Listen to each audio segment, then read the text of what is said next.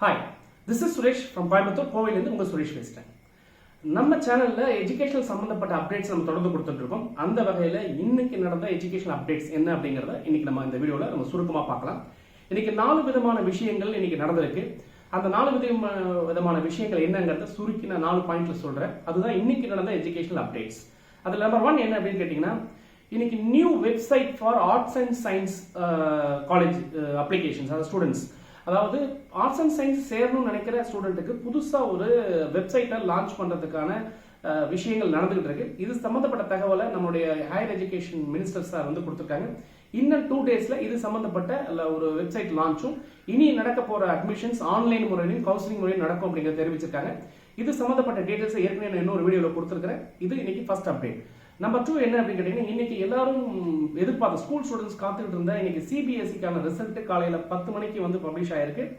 இதுல வந்து சென்ற ஆண்டை விட இந்த ஆண்டுக்கு வந்து 5.32% வந்து அதிகமாக தேர்ச்சி பெற்றிருக்கிறாங்க. இந்த ஆண்டு 88.8% உங்களுக்கு வந்து சிபிஎஸ்சியில வந்து தேர்வு வந்து தேர்ச்சி விகிதம் அதிகமா இருக்கு. இந்த முறையும் பெண்கள் தான் வந்து அதிகமா தேர்ச்சிகள் கொடுத்திருக்காங்கிறது ஒரு ரிப்போர்ட் சொல்லுது. இது சம்பந்தப்பட்ட டீடைல்ஸ் நான் செப்பரேட் இன்னொரு வீடியோவும் கொடுத்திருக்கிறேன் உங்களுக்கு. 3வது விஷயம் என்ன அப்படின்னு கேட்டீங்கன்னா, இந்த சார்ட்டர்ட் அக்கௌண்ட் அஸ்பிரன்ஸா இருக்கிறவங்களுக்கு, சார்ட்டர்ட் அக்கௌண்ட் படிக்கணும்னு ஆசைப்பட்டவங்களுக்கு ஏற்கனவே ஜூலை மாசத்துல எக்ஸாம் நடத்ததா இருந்துச்சு. இப்போ கொரோனா சிச்சுவேஷன்ஸ் ரொம்ப தீவிரமா இருக்கிறதுனால இந்த பர்டிகுலர் எக்ஸாமினேஷனை மறுபடியும் என்ன பண்ணியிருக்காங்க அப்படின்னா, செப்டம்பர் மாசம் நடத்தலாம் அப்படின்னு சொல்லி முடிவு பண்ணியிருக்காங்க. இது சம்பந்தப்பட்ட அறிக்கையை வந்து இன்னைக்கு வந்து அந்த அசோசியேஷன், அதாவது சார்ட்டர்ட் அக்கௌண்ட் அசோசியேஷன்ல இருந்து கொடுத்துருக்காங்க அப்படிங்கிறது 3வது அப்டேட்.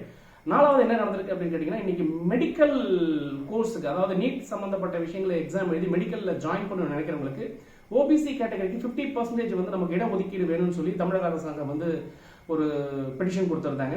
ஏற்கனவே உத்தரப்பிரதேசில வந்து இன்னொரு பெண்மணி வந்து இது சம்பந்தப்பட்ட ஒரு கேஸும் கொடுத்திருந்தாங்க. ஸோ அந்த கேஸுக்கும் தமிழ்நாடு அரசாங்கம் கொடுத்ததுக்கும் எந்த விதமான தொடர்பும் இல்லை. இன்னைக்கு என்ன பண்ணியிருக்காங்கன்னா, உச்சநீதிமன்றம் டெல்லியிலேருந்து வந்து ஹைகோர்ட் வந்து ஹைகோர்ட் ஆஃப் சென்னையில் இருக்க ஒரு ஹைகோர்ட்டுக்கு ஒரு உத்தரவு கொடுத்துருக்காங்க. சீக்கிரமா இந்த கேஸ் எடுத்து முடிவு பண்ணி இது தெளிவான முடிவுக்கு வாங்குங்கிற மாதிரி ஒரு இன்புட் அவங்க கொடுத்துருக்காங்க அப்படிங்கிறது 4வது அப்டேட்டா கொடுக்குறோம்.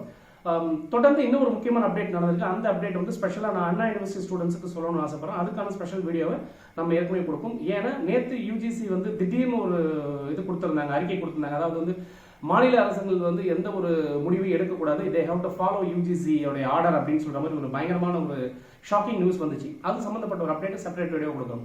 இந்த 5 விதமான விஷயங்கள் தான் இன்னைக்கு நடந்த எஜுகேஷனல் அப்டேட்ஸ். Stay tuned. நம்ம சேனல் பிடிச்சிருந்தா தொடர்ந்து சப்ஸ்கிரைப் பண்ணி ஷேர் பண்ணிக்கங்க.